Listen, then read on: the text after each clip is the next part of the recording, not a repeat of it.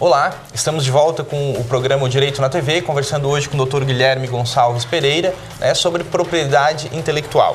Doutor Guilherme, nós íamos conversando sobre a questão da propriedade intelectual, e chegamos a conversar um pouquinho sobre a questão de patentes, E o senhor nos colocou lá, a parte conceitual de patente. Mas quando que eu sei que um produto pode ser patenteado? Existe algum requisito da lei? Ele tem que ser novo, não tem que ser novo? Como é que funciona essa questão em relação à patente? Certo. Bom, as patentes, para que eu tenha um registro de patente, ela precisa ter novidade. Os requisitos básicos são a novidade, aplicação industrial e, para patentes de invenção, atividade inventiva. No caso de patente de modelo de utilidade, o termo é um pouquinho mais simples, seria ato inventivo. A diferença entre um e outro é muito tênue, às vezes nem o próprio INPI, que é o órgão competente para fazer o registro, sabe explicar direito isso. Mas os requisitos são esses. E originalidade, a questão de ser uma novidade é fundamental. Sem isso, não tem como conseguires um registro de patente. E essa novidade, é importante que se diga, que ela tem que ser mundial. Não adianta que eu possa ter, de repente, feito uma viagem para a Europa e descoberto um produto lá que aqui não existe e tentar fazer patente dele aqui. Não vou conseguir. Eu acho que às vezes passo no imaginário de algumas pessoas, Eu fui lá numa viagem no exterior, olhei uma coisa, mas isso eu nunca tinha visto lá, vou levar lá e vou proteger lá no meu país. Exatamente. O que acontece é que muitas vezes esse produto que é novidade aqui, mas já é utilizado fora do país, ele não está protegido no Brasil. Então eu vou poder fazer uso dele sem pagar royalty para o detentor dele fora do Brasil. Por quê? Porque os registros eles são feitos em cada país. Então, se eu desenvolver algum produto aqui no Brasil, que eu sei que vai ter um apelo comercial nos Estados Unidos e no Japão, se eu não proteger ele lá também, eu não vou ter direito de exclusividade e nem de exclusão dos terceiros de maneira alguma. Qualquer um pode levar para lá e fazer uso sem me pagar nada. Isso é bem interessante, porque então de nada adianta eu ter uma excelente ideia, buscar a proteção dessa minha ideia aqui no mercado brasileiro, se a repercussão desse produto é mundial. Então eu teria que buscar também naqueles países onde eu tenho um apelo comercial para aquele produto para proteger lá também. Isso, exatamente.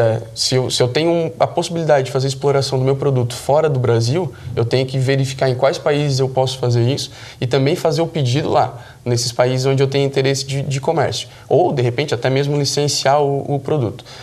A análise depende de cada país. Existe um protocolo, um tratado internacional que regulamenta o assunto, mas os países, por terem a sua autonomia e independência, eles podem regular de uma determinada forma e não vamos dizer assim, aderir de maneira completa ao tratado. Então, nós podemos ter leis com prazos diferentes em países, nos mais diversos países. Mas hoje, esse pedido, por exemplo, eu posso fazer diretamente pelo Brasil.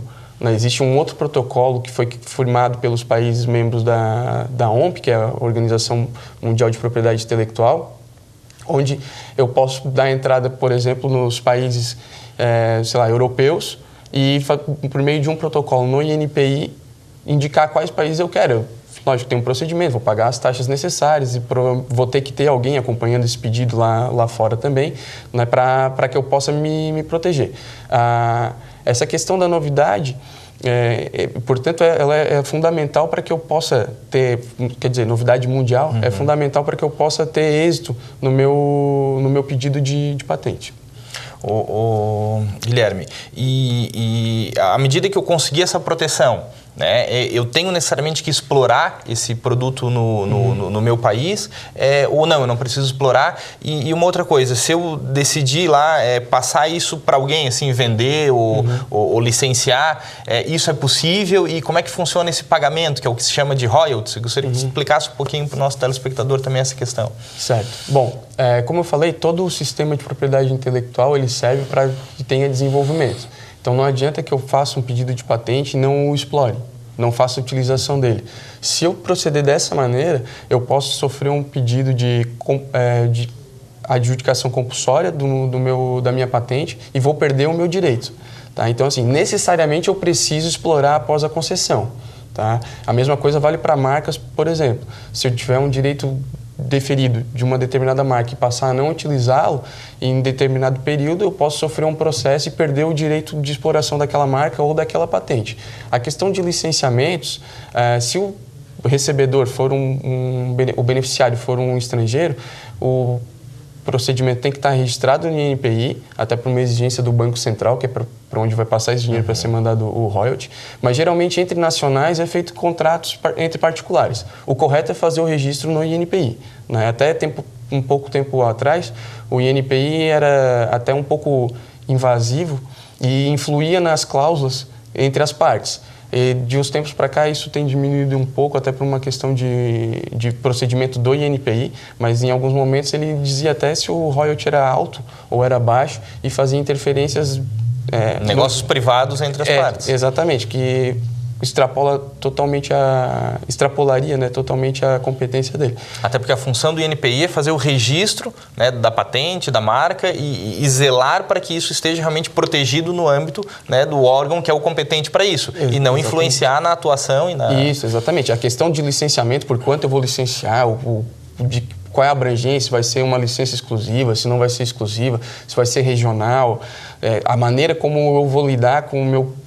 que é um direito meu, uma propriedade minha. Não é de competência do INPI. É algo que deve ser relativo às partes e nada mais. Perfeito. A gente continua a conversa com o Dr. Guilherme no próximo bloco. Continuem conosco.